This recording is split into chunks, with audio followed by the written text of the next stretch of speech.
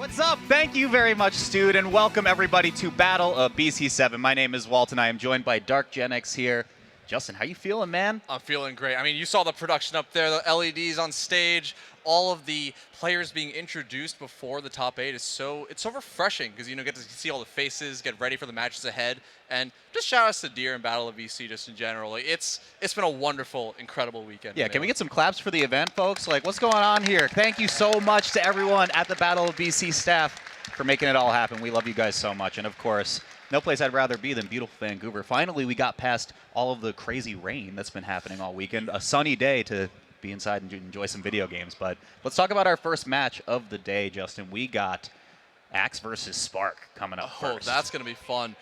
Could we get a shot back to the cameras? I was told to show off something from oh, no. Spark's, Don't do this. Spark's perspective. Okay, let's see it. Let's see it. So, you've heard of the Cubstraption. You've heard of his eldritch abomination of the controller, as some may say. Just look at this thing. Take a look at it. The right half of this controller is disabled when you're playing the game, so these buttons are all digital, and you have the stick as an analog stick still. He describes it as the soul of the game is in the stick. That's right. That was a real quote I heard not less than an hour ago. Yeah, so. It was like 20 minutes to go backstage. Yeah. So Spark's going to be playing on this. He's switched to this full time and has been entering events. He just won Game 5 with Aklo at Genesis using this, and now is ticketed his first top 8 at a major on his new controller post-switch. Yeah, I'm horrified by that. But hey, shout-outs to all you guys in the crowd as well, enjoying some Melee top 8 action. We will be getting started with Axe versus Spark. Captain Falcon also in the crowd, too. That's crazy. The LED lights, that too. That hurts my eyes just looking at that. Show me your moves. I can't imagine what's going through your head right now. It's wild. Guy Manuel de Homem Cristo from Daft Punk? Oh, my God. All the celebrities are coming in. Okay, that's crazy. That's crazy. Oh, man. All right, they're taking the stage now, folks. Axe versus Spark, our first match of the day. This is a weird one, right? I think it's so funny to me when I look through kind of like the overall head-to-head because Axe is 8-0, if I'm not mistaken, offline. Yes. But 1-6 online versus Spark. So it's this weird flip of like results that have happened between these two. Yeah, and they're also like both AZ, so they play a bunch of the time. Their events are also on Challenge, so not everything is going to be on Start GG. So they've had a lot of experience against each other. It's really cool because I think this is a nice test for Spark's new controller. He said that the floaty matchups and the weirder mid-tier character matchups are some of the more challenging ones for him because he's got to still get used to some stuff with like the triggers. Like I think it's like the triggers are on the opposite side. Yes, yeah. The biggest thing he told me earlier is that he has to use with this controller since the right half of the like GameCube controller part is disabled. He has to use L to shield and to wave dash, which he traditionally doesn't do, I guess, on a regular GameCube controller. So it's a weird thing. I'm absolutely horrified just looking at this thing, but if it works for him, it works for him. Yeah. Meanwhile, sitting opposite Spark, we have Axe, who is no stranger to just being a top-level Melee player, but has kind of like recently found himself back in the spotlight here. Yeah, I mean, I remember back, even as early as a few years ago, he was like this top 10 contender, top 10 threat, and it's really cool seeing him back in that position where he has gotten back-to-back top 8s, both at Genesis, X2, and now here. And it's really cool to see. Yeah, I'm really excited for it. This is the thing I mentioned with Vish yesterday before Axe qualified into top 8 is I think he was very kind of like open with what his relationship with the game is, kind of like being a part of the community for as long as he has.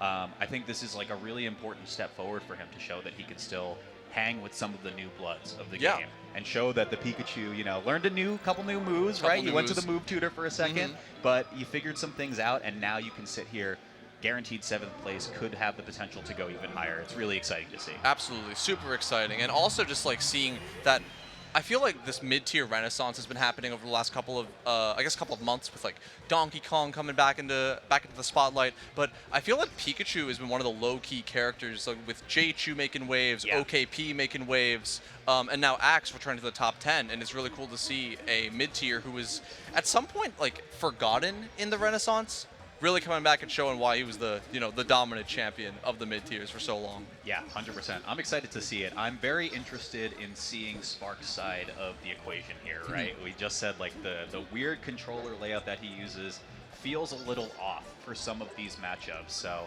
is he going to be able to get used to it? Is he going to be able to kind of find his footing over the course of the set? Only time will tell. Only time will tell. I mean, he said that one of the strongest things about this controller, like his back airs out of shield. Like back air out of shield, he can do frame 1 as fast as as fast as humanly possible off this controller. And that's not something you want to be doing as much in this matchup. Like it's a lot of like the grab. It's one of the more grab heavy matchups for Sheik because she has such a dominant punish game on Pikachu. So she wants to be facing forward a lot of the time. For sure. So we'll see how this pans out. Yeah, it looks like we're getting ready to go right now, folks. Hopefully you're as excited as we are to check out our first match here at Battle BC7. The Pikachu and the Sheik. Get started in just a second. Also, shout-outs to the characters appearing behind the players and like the rising water. It looks like a waterfall, but production is incredible this entire event. It's top-notch. Let's get underway. It's game number 1, Axe versus Spark. And Axe is off of... Oh my god.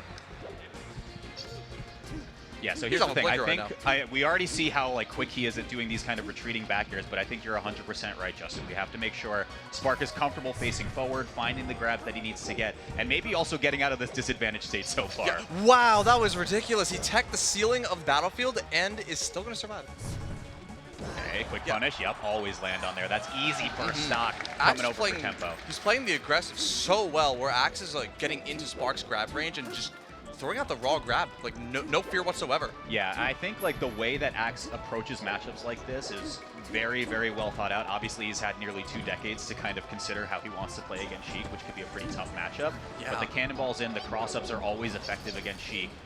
He's evaded these forward tilts, I think 4 or 5 times in a row now, and that's normally your bread and butter for getting an opener, but Axe has been playing around it perfectly. About to go up 2 stocks, maybe? I think so. Yeah, you land on stage. Okay. Whoa! 3!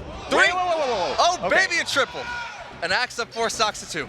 I mean, hey, shoutouts to Spark for making that kind of hard for Axe, right? Like, because usually you just do dash up smash and get the stock outright. You had to kind of make him work a little bit harder at least with some of those aerials. Just it's so sick how Axe has been was prepared for it too. Like the respect, knowing Spark's going to be able to detect that multiple times in a row, and Axe just being ready every single time with a short up nair. 100%. Okay, let's see what Spark can do here, though.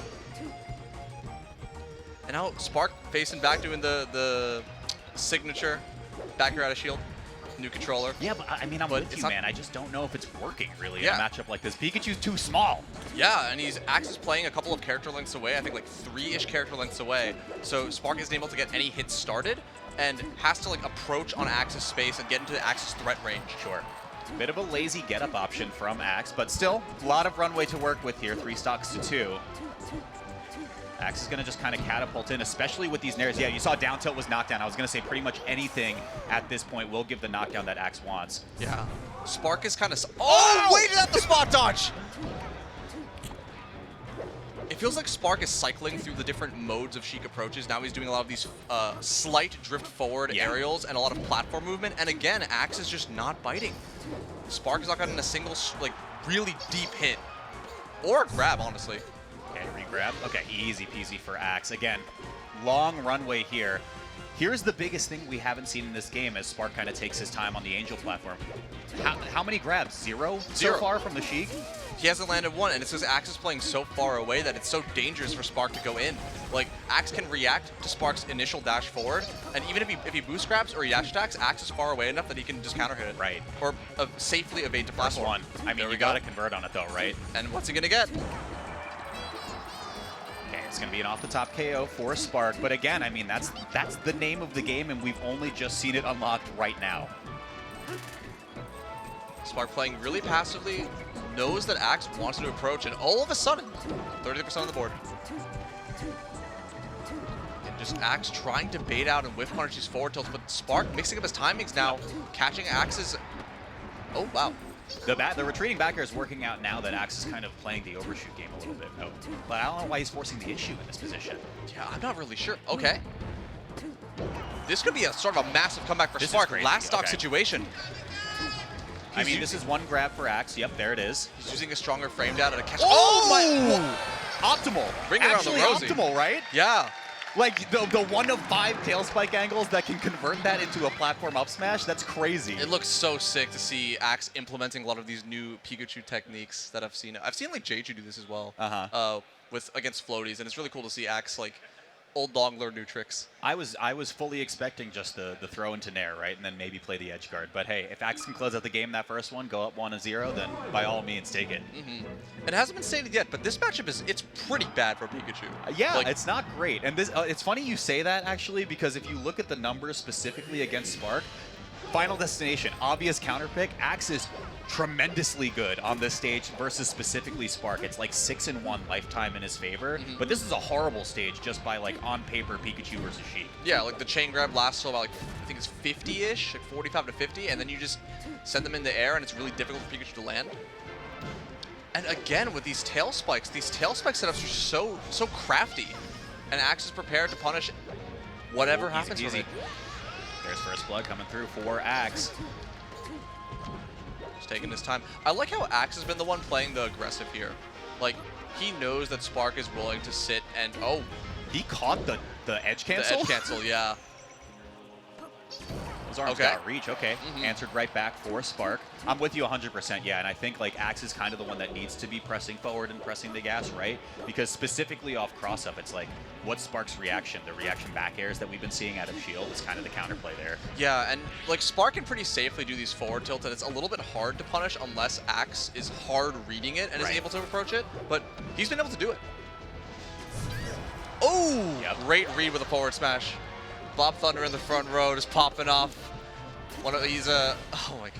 He's one of Axe's biggest fans. Love to see it. Friends. Love to see the support.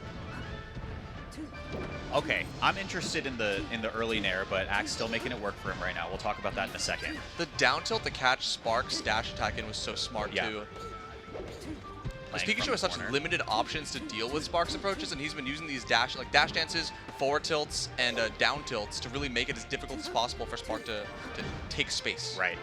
Big knockdown. Okay, Axe was waiting for a roll in. Didn't quite get it, but edge guard position. Oh, I want to know why he's doing the turnaround up smashes here, because he's done it a couple times now, and I've never seen Pikachu go for that. I wonder if, yeah, because we saw in game one, right, like Spark was doing those really shallow vanishes that get him like right on the stage, but still puts him in the end lag that has him standing on the stage. So maybe Axe is just going for a read there. Hard to say. Yeah, that could be it too. 2 stocks to 2 game, but Spark is approaching death percent right here. He's a little greedy with those grabs, but still gets the kill. Yep. Tail spike setting Spark at a little bit of an awkward angle. And like those exact positions are kind of why I think Axe is so dominant specifically against Spark, specifically on the stage, right? Because if you force the Sheik to up B onto the stage, it's like 20 plus frames of end lag to recover it. Axe can easily get a punish there. Meanwhile, Yeah. it takes Spark's turn. You get 1 grab, play the piano a little bit, 68%. Little concerto on the keys. Okay, somehow threads out of there.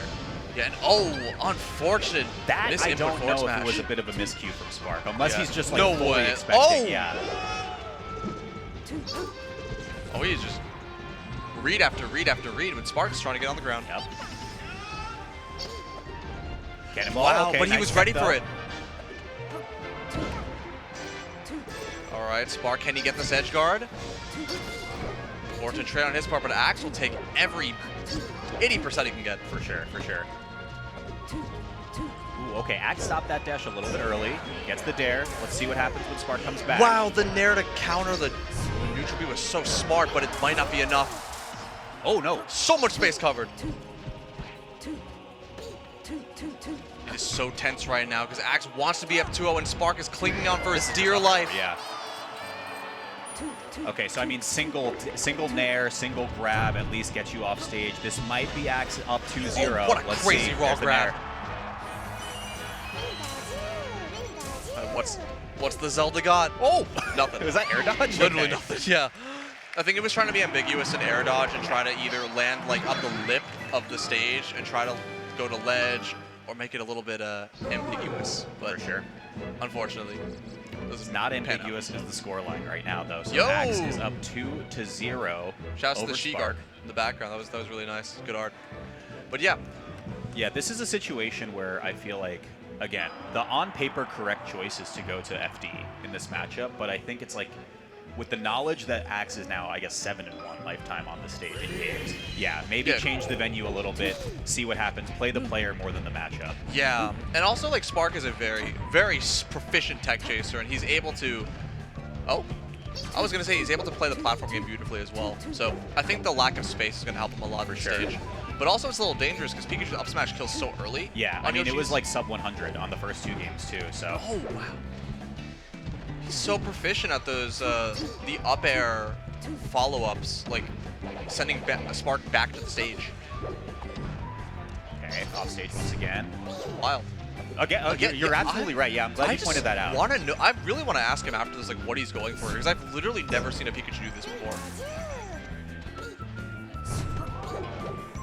A little bit of respect right there. Randall in the mix, though. Okay, and Axe going to cover that every day of the week. It's just so fun how much like people have optimized Melee so hard that they can look at the timer and see the cloud go by and know how to punish and when to punish it. Well, the double hit from the landing hitbox is crazy. Yeah, that was so sick. I mean, shoutouts to Spark as well, being able to have a little bit of defense for that. Yeah, and also Axe just like he's reading Spark's slide offs too. Like he did the downer edge cancel and then jab to try to catch Spark's slide off to ledge. Yeah, you got to in this day and age, right? Yeah. Just like a little extra step to ensure you get as much off your punish as possible.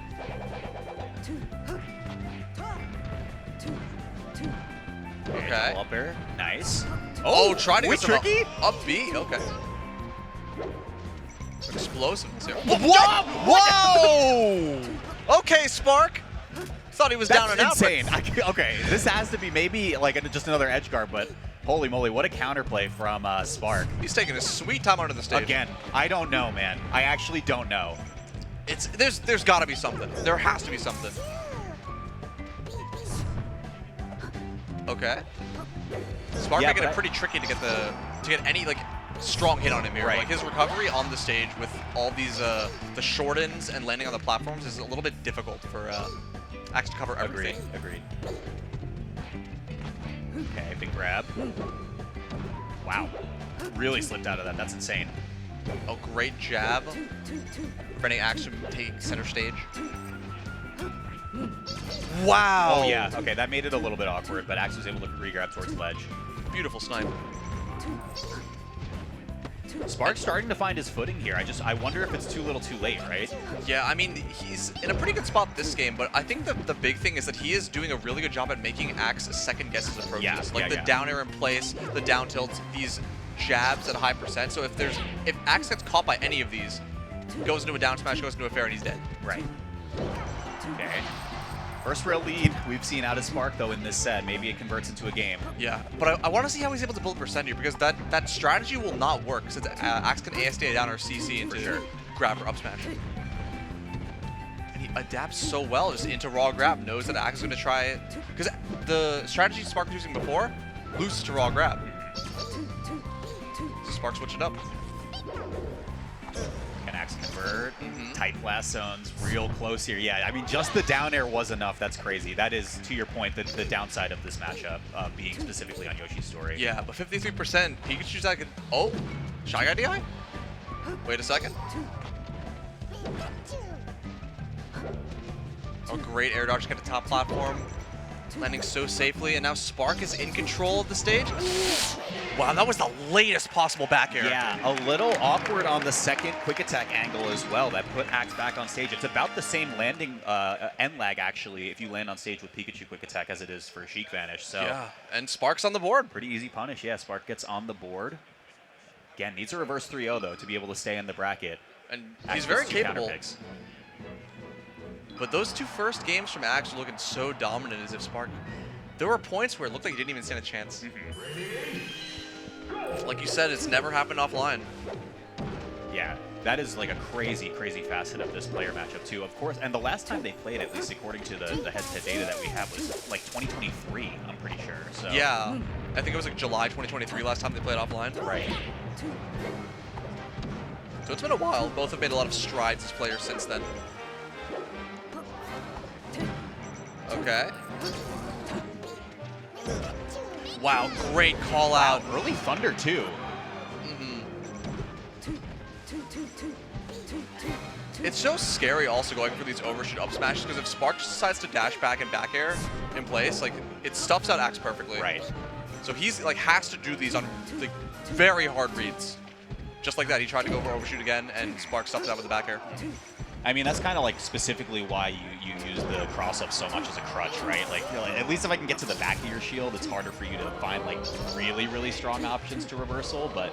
And he's been adapted to this too, where he's doing this dash forward and then dashes back in front of Spark's face to make him try to whip. Right. Okay, maybe Spark's turning the corner here, but this is just one up smash away. He's trying to chase him down. Oh! Great shield drop nair. What's he going to get off of this? Can he get the edge guard? I mean, that's the like fringe reason why I think he's been turning around, right? But maybe he's just expecting that every time. Gets through the minefield and Axe gets a stop. Wow, still had invincibility coming down there. Movement too. Wave landing off the top platform and looking so swift while doing it. Right. No pun intended. Okay, a little bit of scrap situation. Spark gets the better end. Sheik's a better hitbox. Oh! Axe pretty safe for the most part, but it could get dicey. Wow. And just holds. Red as soul. Oh, wait a second. Spark firing right back. What's he gonna get? Wait a minute. Oh, that was so I think smart. you could just re-grab though, right? Yeah. It was close to it. If you're getting jabbed, you get grabbed. I think he was trying to call out the DI. Yeah. If you're hard DIing or DIing hard out, and you do the jab, it sets you up perfectly for the forward air. He just barely missed it. Wow. These Crazy follow-ups. 3-piece for 4-piece for Max there. Yeah, these up air chains look so sick. Okay, retake ledge. Didn't get quite the right angle he wanted, but still a knockdown. Okay. Wow, the forward tilt covering the slide off. That gets the kill. I mean, okay, that is the answer to what you were asking earlier, but it just feels like Spark wasn't giving him that angle a lot of the times when it was whiffing.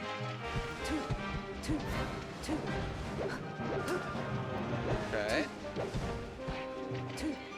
It feels like both of them are full, like they both full hop to the top platform, throw out an aerial landing, and then either the aerial hits or someone gets whip punished. This might be the end though. Okay, off stage once again. Wow, Covered. what a call out! And that should be it. Oh my lord! With electricity, Axe advances in the losers bracket with a 3-1 victory over Spark. Of course, congratulations to Spark for a 7th place exit from Battle of BC7. I'm sure it's not the end, we'll see, of the Cubscraption. Oh, of course, absolutely not.